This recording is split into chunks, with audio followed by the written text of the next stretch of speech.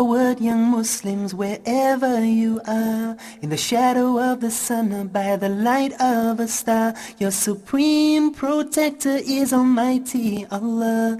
Go forward, young Muslims, wherever you are. Go forward, young Muslims, whoever you are. Press forward and forward to the light of Allah, and repeat, Alhamdulillah. Go forward, young Muslims, whoever you are. Assalamu alaikum wa rahmatullahi wa barakatuh. Welcome to our program, Teens and Parents. I am your host, Bilal Abdul Kareem, and we are going to be talking about some topics here today that every father, every mother needs to grab hold of those kids, put them in front of the TV set and say, hey, we're going to watch Teens and Parents tonight. Even if they don't like it, don't worry, they'll enjoy it, inshallah. What's our topic here tonight? Getting closer to one's parents. That's the key. Why is this an important topic?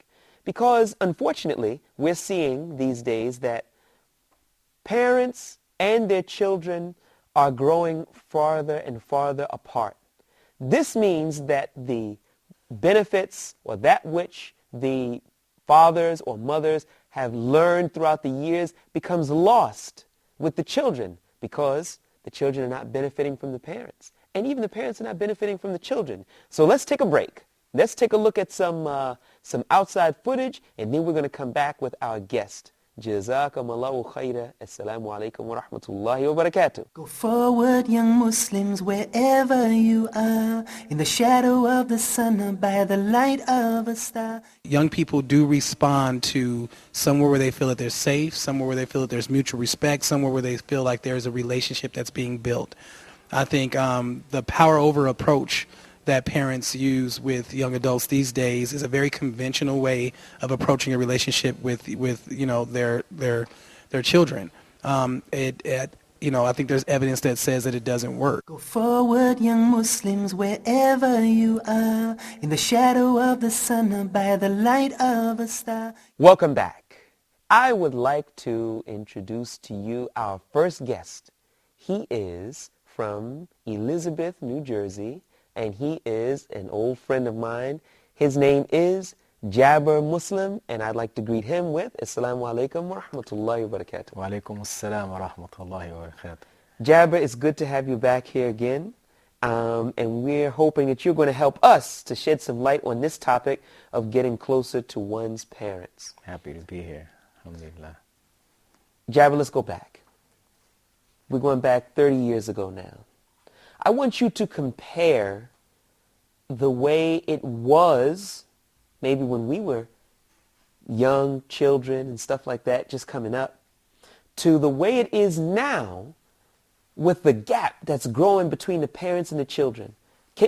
Describe for us, if you can, what it was like with your parents growing up at that time.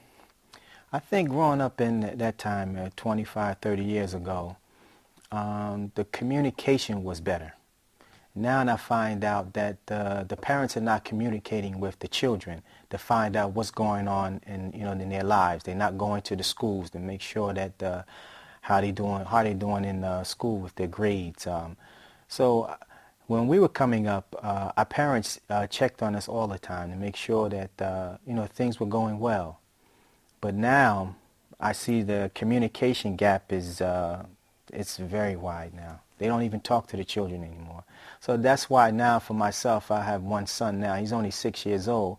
So I talk to the younger brothers that's 15, 16 years of age to find out, where they're thinking, how they're thinking, so that once my son gets older, then I'll know how to, deal with some of the things that he's going to be dealing with. With your children, did your school that your child goes to have a parents' teachers' night meet and greet? Oh yeah, we had that. I think it was like every 2 months that the parents would come and meet the teacher and check on how the progress of the child is, if he has any problems with other kids in the classroom. So, and nowadays the kids are so wild. It's very difficult now.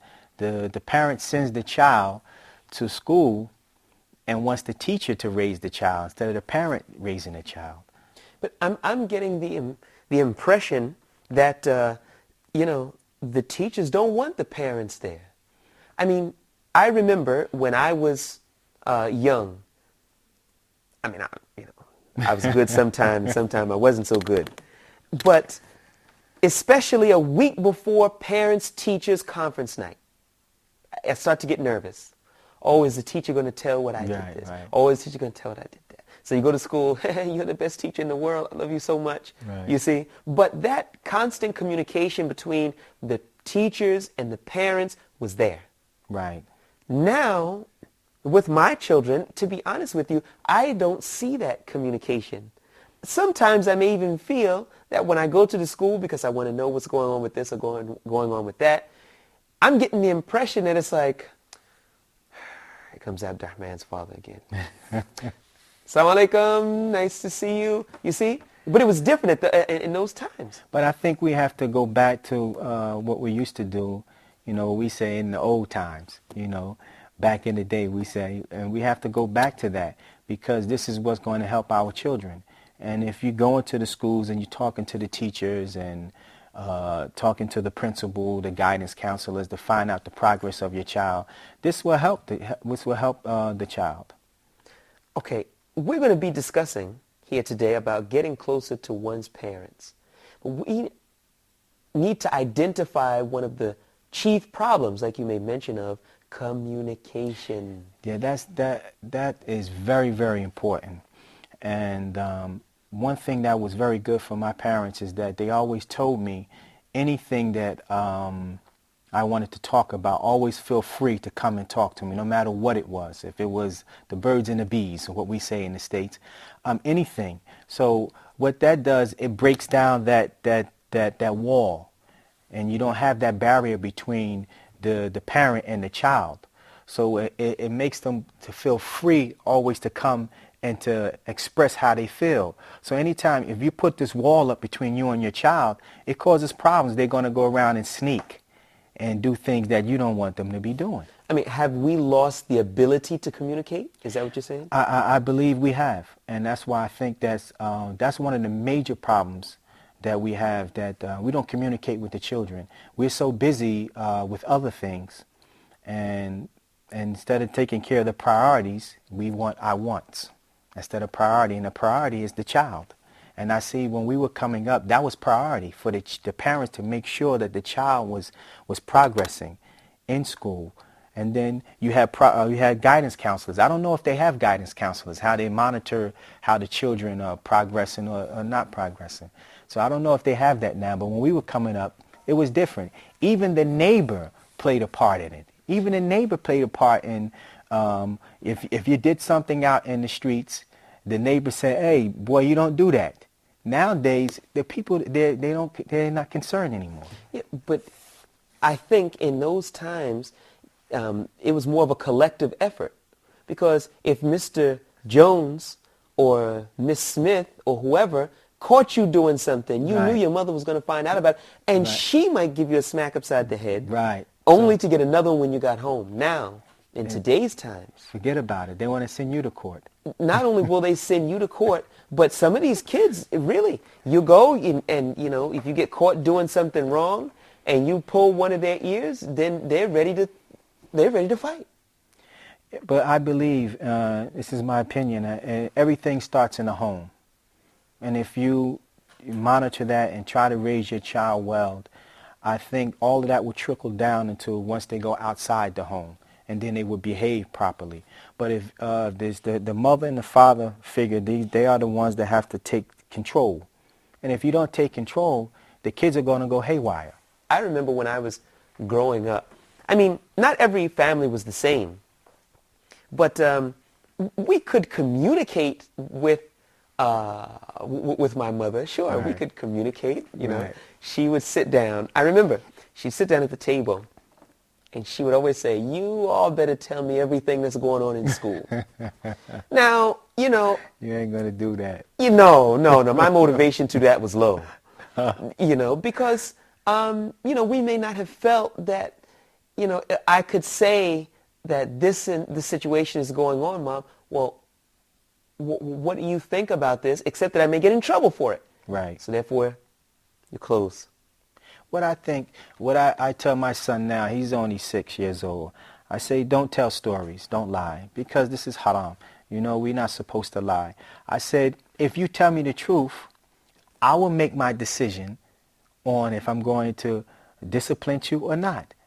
So tell the truth, and then may come out later on that, okay, only thing I'm going to do is say, next time, don't do that. But when you think that, he's going to discipline me, so I might have to tell a lie. No, you have to keep that where, you have to keep that communication. That's what's mostly important. Mm-hmm. And keep it open for them not to feel that you're going to scold them every time that's something that they do wrong. Okay, but how important is it for you to be the role model? For example, a lot of us grew up saying, our parents would say, don't ever lie to me. Right. Don't ever lie to me. Okay, Mom, I got it. You got it? I got it. Don't lie, no lies. Okay. Ring, telephone rings. Now you come here. When I pick up the phone, I'll say hello. And then you ask who it is. If I go like this, you say that I'm not home. Right. This is a lie. That's a lie. That's what I was saying earlier, that it starts with the parents. Now, when the communication starts to break down, there's no communication anymore. Right. Door opens up. Door closes. Salaam alaikum. Wa alaikum salam. Where have you been? Why are you always on my back? Right. Who are you to talk to me? This is my house. Oh, I can't wait to move out of this house. Nobody's communicating. Right. This is an exchange of this is a shouting match. But there's no communication. When it gets that way, how do you fix it? I don't know.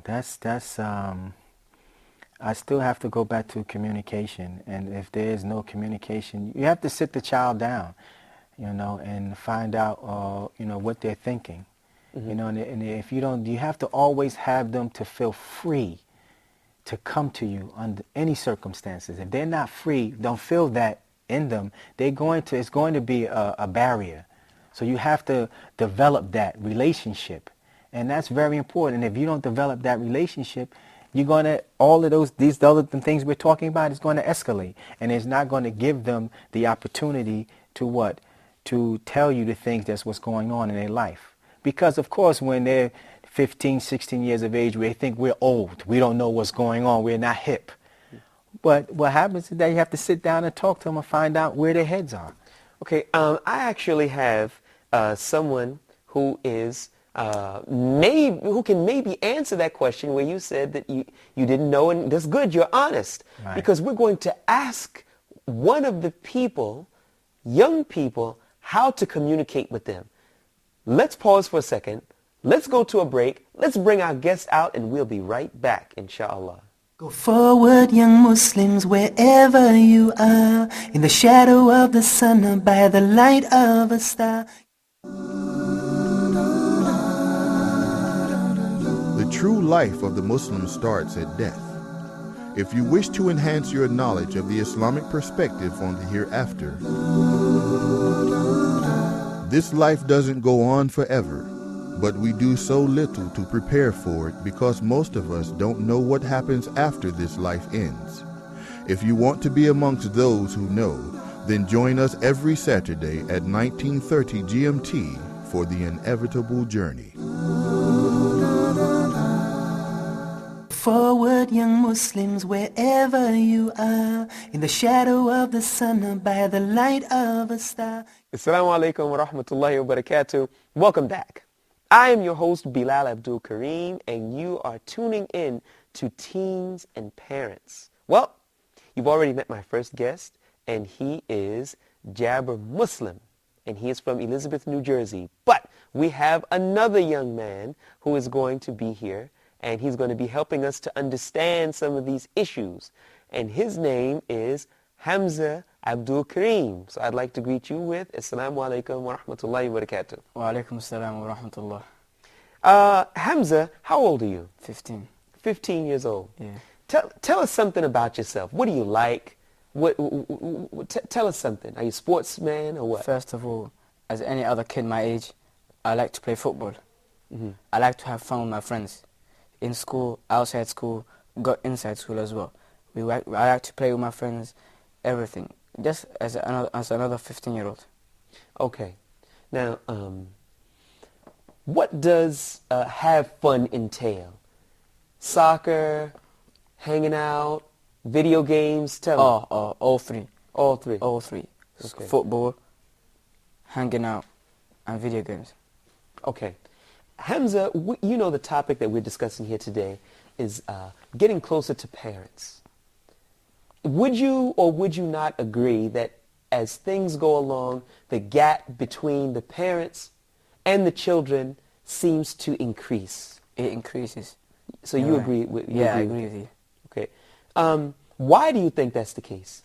Usually, these days, mothers and fathers are usually not there for the son around 16 or 15. Father's always out working, the mother's dealing with the younger kids, so the teenager is always alone while he's in the house, so he doesn't see his mother or father that much.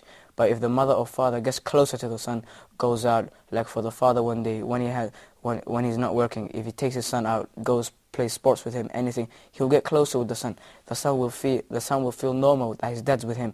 He won't feel all embarrassed or anything. He'll get used to it by time. Then he can talk to his dad like he's a friend of his.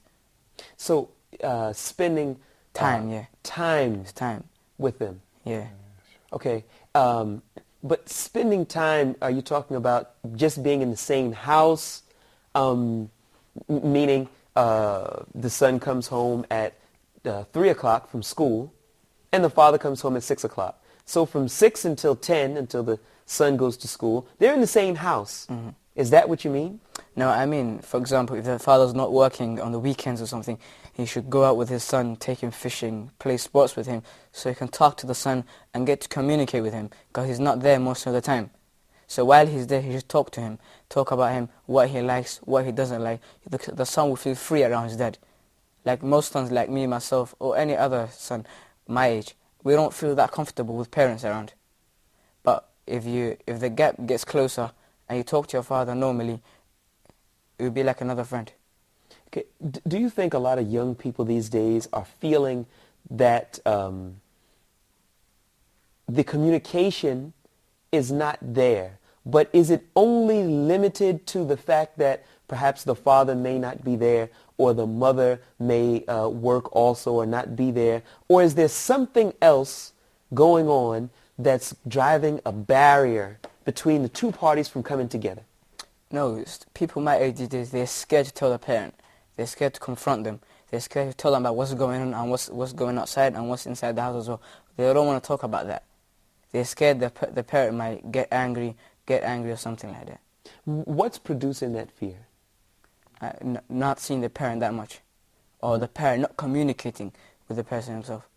Not communicating. Mm-hmm. Okay, tell me, how would you define good communication?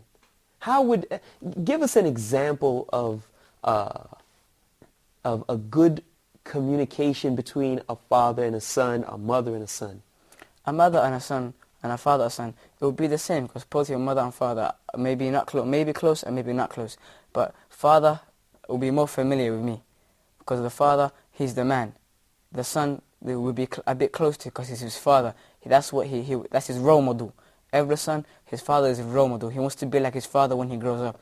So if the father, if he works on the weekends or something, he could spend time with his son, spending time. But not the first time. If you spend time, the son won't clock on. He won't understand that the father trying to get close to him. But by time, he'll get used to it. And the father and son, he can talk about anything with him. Mm-hmm. How does a parent earn the respect of the child? What would be... You see, what we're trying to do here is we're trying to understand. Mm-hmm. When you can understand this side and understand that side, you can try to bridge that gap. Yeah. So tell me, how can parents get the respect of their children so that they will trust them and will come to them when something happens in school? They'll come and say, Mom, Dad, this is what happened, as opposed to going to Mustafa or Ahmed that works, in the fields or whatever. How do they earn that respect? These days, usually, if a son does something wrong at school, or a daughter, their parents tell them, why did you do this? Why did you do that for? But if the parent talks to the son quietly, what happened? I know the school, they exaggerate sometimes, so he sits with him, talks to him, what happened, how did it happen, did you have anything got to do with it? And even if you did it, tell them not to do this again. But parents these days say, no, they shout, they do this. But if the parent doesn't shout, the son will give respect to the father or mother. And he'll feel normal around them. So he won't have to lie. And the shouting, if there's no shouting, everything will be normal. So the issue is that they want to feel that they can make mistakes. Is that right? Not they can make mistakes. If they make a mistake, the person or the father or mother won't get angry at them or won't get fierce. But if the parent talks to the son or daughter normally, he'll see that they understand and how what happened, how things happened.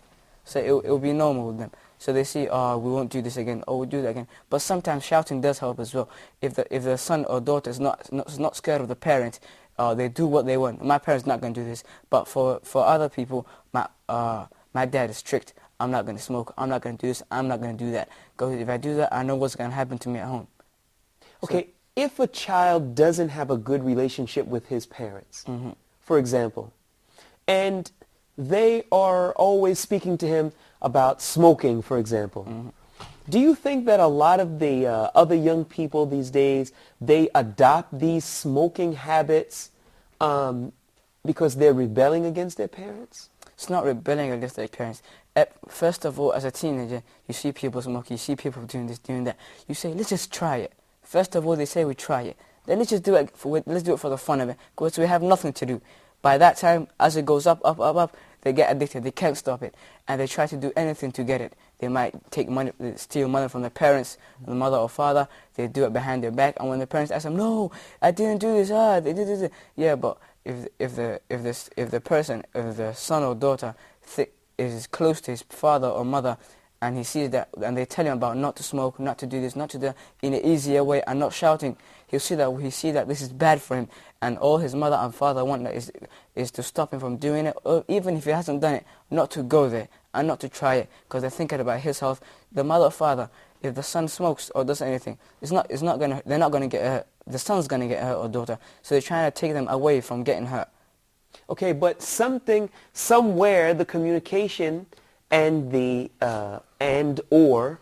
the actual implementation is breaking down. Yeah. Because if the child understands that the parents would not like to see him or her smoking cigarettes, but this child will go out and everybody else will be smoking their cigarettes, and then they'll say, yeah, Muawiyah, here's a cigarette for you. Okay, now we got a turning point happening here. His parents pop into his mind, but that understanding of what the parent wants doesn't seem to play a role in what he is about to do, because now he's been extended a cigarette, and now he's got about 3 seconds to either respond to it or to say, no, I'm not into that. We have to wrap this up. So that means I got to go. Assalamu alaikum. Go forward, young Muslims, wherever you are, in the shadow of the sun or by the light of a star. Your supreme protector is Almighty Allah. Go forward, young Muslims, wherever you are. Go forward, young Muslims, whoever you are. Press forward and forward to the light of Allah, and repeat, Alhamdulillah. Go forward, young Muslims, whoever you are.